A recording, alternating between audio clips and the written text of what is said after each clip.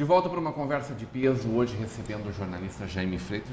O Jaime, que é o gerente de comunicação social da Câmara Municipal de Novo Hamburgo e tem essa experiência riquíssima de ter participado do momento zero do Terra, que é esse portal gigante.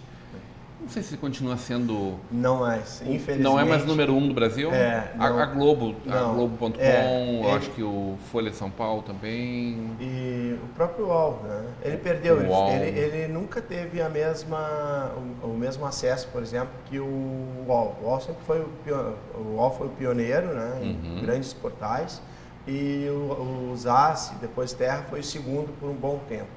Depois que as grandes mídias se organizaram, porque eles demoraram bastante, né? Muito, patinaram. Para querer entrar nesse negócio e viver porque elas não conheciam o terreno. E ainda estão patinando. E até escolher marca, né? Sim. A gente viveu o Clique RBS, vive o Clique RBS, mas aí agora vem 0 Hora, Gaúcha ZH. Agora virou GZH. A própria Globo, né, que teve, até surgiu o G1, ela teve dificuldade. Tentou Globo.com, tentou... Globo.com, teve outras, não me lembro agora, outras experiências, mas ela tentou criar multicanais. Aqui né? Também o Zip Top do Grupo Sinos, até o Sinosnet, até entender que a marca deles é NH, né? Eu acho que todo mundo tateando ainda nesse universo e não tem certeza de como vai ser amanhã, né? Acho que quem disser, o caminho é esse, eu acho que essa pessoa não está bem certa, né? Não. Porque poderá mudar de alguma forma em algum momento, né? É um pouco diferente do início, mas as possibilidades ainda estão muito abertas, né? A gente tem serviços de streaming também, que, por exemplo, que também estão convergindo para as plataformas, os serviços convergem para as plataformas de mídia noticiosa também. O Netflix tem produção, por exemplo, de conteúdo de documentários, que é um conteúdo bem jornalístico, já promove, inclusive incentiva isso, pensa também em entrar de alguma forma no news. Quer dizer, a gente vê que normalmente empresas que tinham cuidado apenas com produção de conteúdo mais focado para entretenimento também, né? Ou seja, o jornalismo ele passou também a ser uma certa forma um entretenimento, né? A gente sabe que as pessoas consomem, né, muitos programas noticiosos, sejam programas jornalísticos esportivos, como comportamento, cidadania. Quer dizer, as pessoas estão preocupadas em saber, principalmente a questão local que a gente fala, né? Conhecer a questão global, mas ter o foco no local. Quer dizer, são tantas possibilidades que fica difícil fazer, não só... Mas tu está enxergando um caminho bom para a nossa Vale TV, é isso? Sem dúvida, até porque representa, né? Eu quando caí aqui no Sinos, me surpreendi muito com a produção local de conteúdo de qualidade, porque como eu 45 anos morando, 44 anos, completei 45 anos aqui em Novo Hamburgo já, mas me formando lá, eu tenho toda uma vida dentro da capital, e eu era bem zona sul da capital, então não tinha aquela coisa que o pessoal da Zona Norte tem ainda, com ligação com Cachoeirinha, Gravataí, Canoas. Não, eu era bem porto-alegrense, aquela coisa bem, né, fechada dentro do... A Zona Norte de Porto Alegre ali era o Bonfim, Parque da Redenção. Meu limite, era meu limite. Tá bem, né? tá Depois bem. A minha atual esposa morava no Lindóia, daí eu tive que expandir um pouco meus horizontes. TV Hard News. Sim. Sente falta? Sinto falta. Porque ali tá adrenalina. É adrenalina, né? É o que eu digo, quem vive a vida de repórter, quem não vive, o jornalista que não vive a vida de repórter, vai sempre achar que falta alguma coisa, porque é difícil tu não vivenciar, tu não ter essa experiência, porque eu posso dizer assim, onde que eu tive mais tesão no jornalismo foi a atividade de jornalista, de repórter, né, de televisão, que foi uma experiência bacana. Eu não sabia que eu tinha essa habilidade de produzir informação para mídia TV, né? Em todo estado. Todo estado, sim. Inclusive viagens que me possibilitaram, né, ter contatos com situações difíceis, né, como um caso de morte, de assassinato de 2 agricultores por índios em Sananduva, né? Fiquei uma semana em Sananduva. vivenciando a realidade, ouvindo a questão, né, dos índios, ouvindo a questão dos agricultores, participando de reuniões na Câmara lá de Sananduva, com políticos locais, com empresariado local, agricultores locais, né? Ou seja, foi uma rica experiência que a TVE me possibilitou. TVE Repórter é uma delícia de assistir. Sim. Tu assina alguns desses projetos. Sim. Novas profissões, animais silvestres, Jango, a verdade exumada. Jango foi assassinado?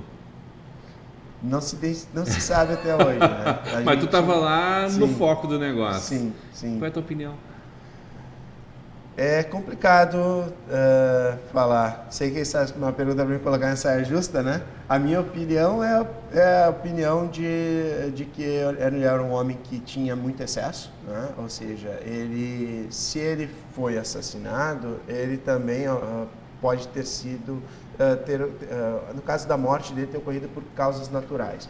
Porque ele é um cara de muito excesso, um cara que bebia, um cara que fumava muito e comia muito bem. Isso eu não tomava os remédios devidamente, certinhos, né? Até pela condição dele de estar sempre morando na Argentina, na fazenda, às vezes Argentina, Uruguai. Ele era um cara que nunca se desligou da política brasileira. E quando ele estava para entrar, que aconteceram muitas coincidências, né? O fato dele ter... Que a morte de Juscelino pertinho, com a questão do freio do carro dele. Isso. E aí logo o Jango junto ali naquele momento. Aquele que era o Lacerda também, né? Isso, os três que podiam confrontar a ditadura realmente naquele momento. Sim. Que seriam em lugares diferentes, né? Juscelino em Minas Gerais, um estado enorme, riquíssimo e onde ele era fortíssimo. O sul do país com Jango e a memória dele em todo o Brasil, na verdade, né? E o Lacerda, uma memória ainda mais presente, forte de combate, né? Foi muita coincidência, né? Ou Jango, não, né? Rodrigão, o Jango ia voltar para o Brasil. Estava certo, ele ia retornar para o Brasil. Não interessava para muita gente isso. Não. No momento que a gente vivia, por exemplo, Operação Condor...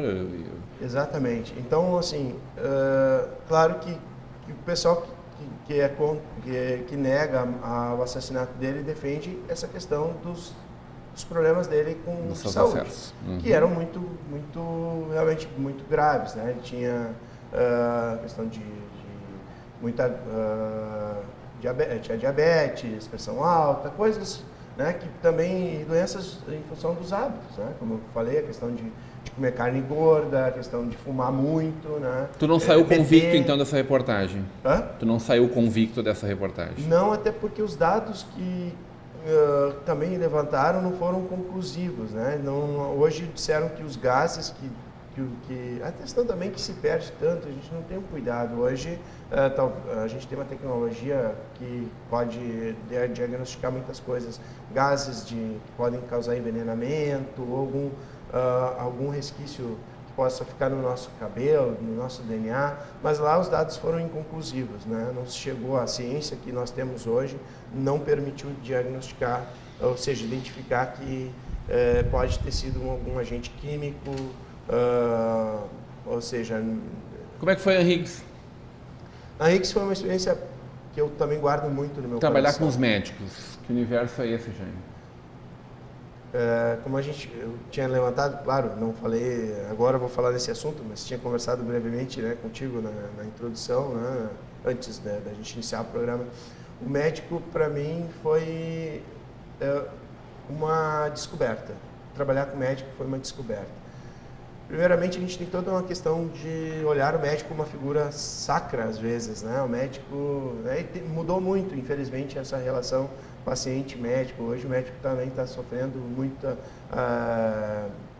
muito aperto, até pelas condições que hoje eles não encontram de propiciar uma boa saúde, ou seja, não tem condições de trabalho que dignifiquem a própria atividade. Mas o médico, ele é de uma riqueza humana fantástica. Pelo menos os médicos que eu trabalhei e que eu conheci. Os médicos novos, eu tenho pouco contato, né, com essa nova geração de médicos. Mas os médicos que eu conheci mostraram-se muito ricos, principalmente porque não só a questão cultural, mas sim de olhar o ser humano, né? A formação humana, tu fala. Sim. Porque às vezes a gente falava de um problema qualquer, uma coisa assim, e dizia, só um pouquinho, vem aqui, vamos olhar isso aí, mas isso aí resolve fácil. Quer dizer, soluções práticas, né? Muitos médicos, os mais antigos, tinham uma formação apenas que é o médico de atendimento, que hoje fala-se no médico de família, de saúde da família, né? O clínico geral, né? O cara que te olhava e sempre tinha alguma coisa para te dizer, te olhava, às vezes no teu olhar ele identificava alguma coisa, tu comeu tal coisa, quer dizer, tu tá com a cor, hoje tu não tá bem, quer dizer, poxa, eu nem às vezes falava nada, simplesmente o cara olhava e dizia, eu acho que perdeu muito isso. Hoje os médicos eles se baseiam muito nos exames, né?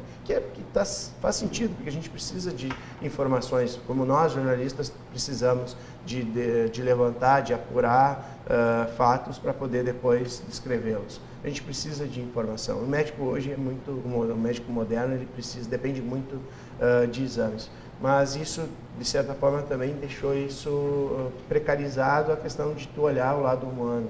Porque tu pega, né, informação, né, números... Parece frio isso. Isso esfria bastante. Ele não ouve tua história. Vamos falar de uma parte quente da tua vida? Sim, pode ser. Diretor de comunicação social, gerente de comunicação social da Câmara Municipal de Novo Hamburgo. Tu és funcionário? Servidor de carreira, concursado. Fiz concurso em 2016. A vereadora Patrícia, presidente da Câmara, podia ter escolhido alguém da confiança dela. Sim. Por que ela buscou lá um profissional do quadro, hein? Eu acredito que foi um desafio para ela, até deve ter sido. Imagino que seja para ti também. Fácil, para mim foi um desafio bem significativo.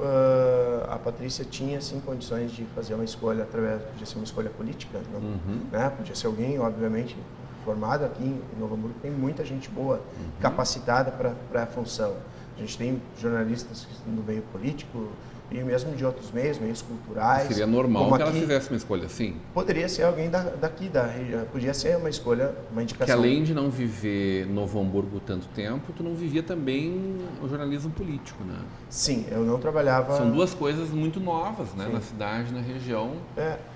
Como é que tu está te saindo, como é que tu está vivendo esse momento e como é que está sendo confluir com tudo que acontece dentro daquele espaço, a Casa do Povo, né?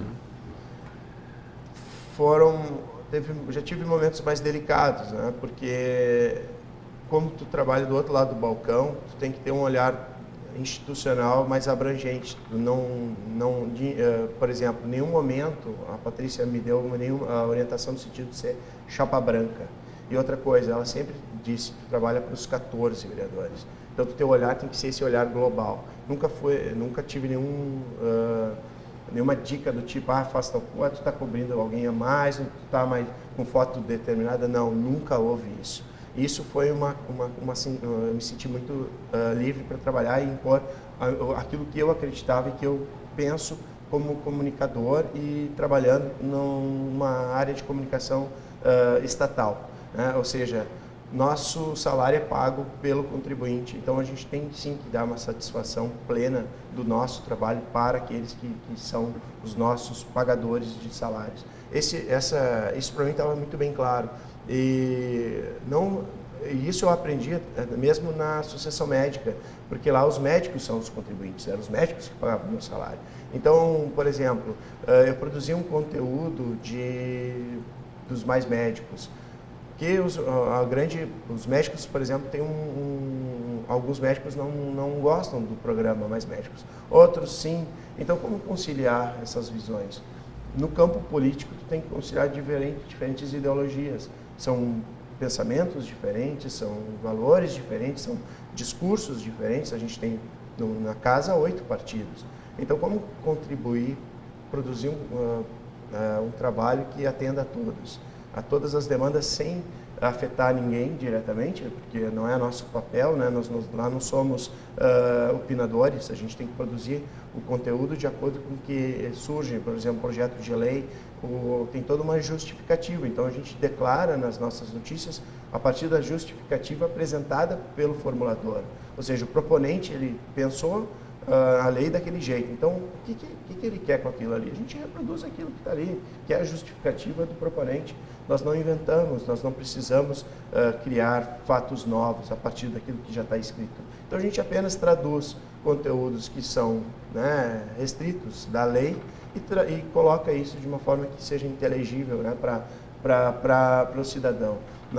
Por exemplo, na sessão de não sei que momento vai entrar o programa, mas nós tivemos a sessão de ontem. A discussão em torno da questão do Uber, por exemplo.